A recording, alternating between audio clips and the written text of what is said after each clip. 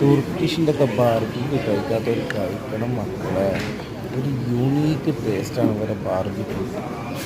എവിടെ ആയാലും ദുബായിലോ ഖത്തറിലോ കേരളത്തിൽ എവിടെയായാലും നിങ്ങൾ ഒരു വട്ടമെങ്കിലും തുർക്കിഷിൻ്റെ ബാർബിക്യൂ അത് മസ്റ്റായിട്ടും ട്രൈ തന്നെ ചെയ്യണം.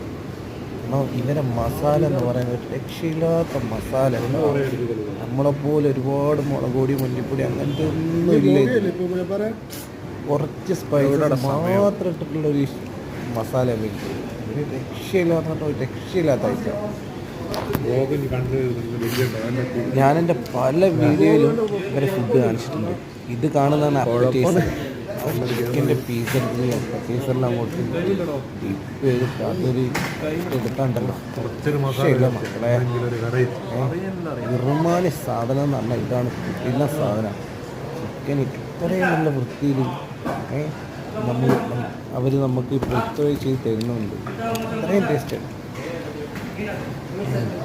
ഞാൻ അതുകൊണ്ട് തന്നെ അവിടെ പോയാൽ വീഡിയോ എടുക്കണം എടുക്കണ്ടെന്നും പറഞ്ഞ് പോവുക.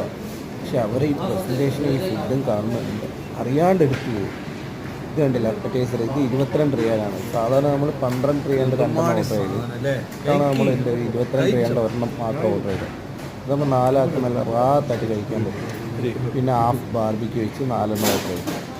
അതിന് വരുന്നത് വെച്ചാൽ 18 റിയാലാണ്. അതിന് സംഭവം അടിപൊളി, അടിപൊളി, വെരി നൈസ്.